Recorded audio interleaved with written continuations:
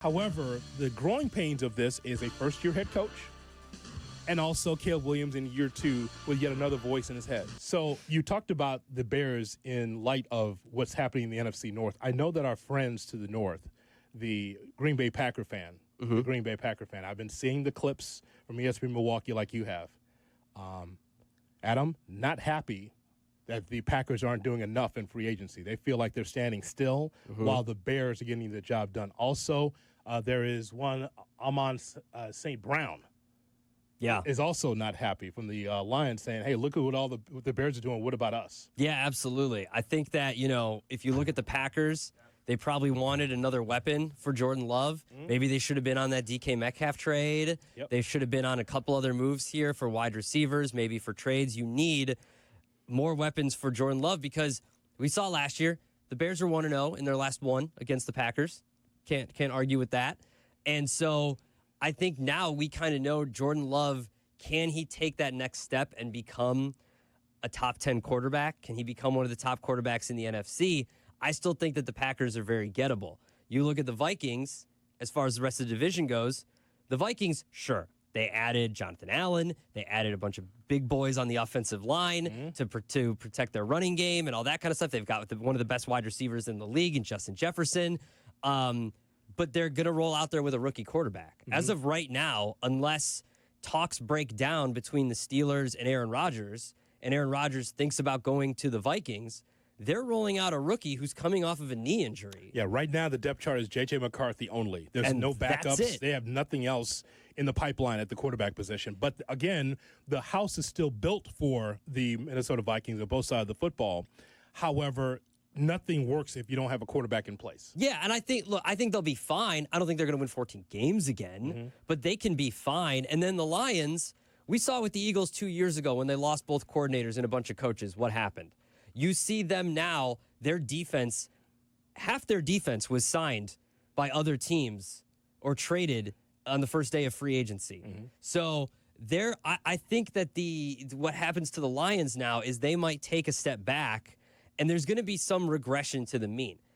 I'm not going to predict the Bears to win the division. It's way too early for that. You sure? Way too early for that. What about last year? You were right there. No, last year I had them as a wild card team. In the playoffs. In the playoffs, as a wild card team. I had them winning 9 games last year. I had 10 in a wild card berth. This year, they should still be competing for a wild card spot. They should still be competing for second in the division. As a baseline. Yeah. As a baseline being. But here's the thing. Out of all the pomp and circumstance when it comes to the Chicago Bears and the things that they've done, and again, it seems obvious to us, Adam, that exactly you're supposed to address your offensive line. It seems obvious to us that you're supposed to address your defensive line and get help for Caleb Williams. But around here over the years, it has not been obvious. Sometimes when we think that they should zig, they zag. But at least Ryan Poles understands, like, oh, man, my back is against the wall. I got the coach that I want. Now it's after tanking the team the way I did as general manager. I tanked. First time ever in franchise history, by the way, that the Bears tanked. They tanked on purpose to be able to get DJ Moore and to get Caleb Williams. So now is the time to pull the trigger, and the Bears did. However, the growing pains of this is a first-year head coach and also Caleb Williams in year 2 with yet another voice in his head. I'm not backtracking on the Bears, and I have not made an official decision on what the season is going to be, but it's definitely a step in the right direction for you to be able to take several steps forward this season. After 7 wins to 5 wins, it's got to be better. And it's predicated on what you do, but also it's predicated on saying if there's some slippage, say, with Green Bay, or maybe it's definitely with the Vikings, maybe not the Lions as much. I see slippage with the Vikings because of the quarterback situation, but with Green Bay, they're still the hammer and we're still the nail. I think that we're going to find out a lot about the Lions. I think that soundbite from Amon-Ra St. Brown, if you want to play it, is very telling. We're going to find out how much of this Lions team and this offense specifically, and their defense, because Aaron Glenn is gone now too. How much is Dan Campbell a great head coach, or is he a good head coach with great coordinators? That's what we're going to find out, because Amon-Ra St. Brown sounded scared. Bro, I feel like the Bears have unlimited fucking money. Crazy. Every time they're just signing new for like 40, 50 million. Boom. Hey, yeah, they're trying to make sure. Boom. Jonah Jackson, bang. Drew Dahlman, bang. Deo Go ahead. Last name. No, go. Give it a try. Adengbo. Adingbo. Another, I saw like a crazy amount of money. Grady Jarrett, bang. Like, they're just breaking everybody off. They're trying to get an O-line for Caleb. They have unlimited money. What the f*** is this? I mean, their cap space is probably, they probably have a high cap space. I mean, hot. Ben's just making moves left and right. I'm like, yeah. You're seeing it happen, like, bang, Bears. Like, you're like. Okay, so the St. Brown brothers talking about the Chicago Bears. Bears got him hot. They've got him hot. Yeah, I mean, okay. I know this their podcast and they have a right to say what they want on their podcast, but my God, man, jealousy is a stinky cologne, as Adam Abdalla would tell you. Isn't it? I mean, just don't worry. Take care of you and yours. Don't worry about the Chicago Bears. Yes, the Bears are raising eyebrows because the Bears are spending money. That's one. But two, taking care of the holes on the roster, which you're supposed to be. That's a baseline for a general manager to do your job, to make sure that you get the right players in there. And again, everything for me, Adam, is about the health and the safety and the ability for Caleb Williams to get better. And it's on him and on his right arm, but also to have an offensive line that gives him an opportunity. And also, because it's Ben Johnson, you know those running lanes are going to be open. So you have to have offensive linemen to be able to get that running game started, whoever's back there. Jay Moore? How often do you see if a breakup happens, whether it was on good terms or bad terms, that the other person wants to see the other person do better? Well, I mean, I think that the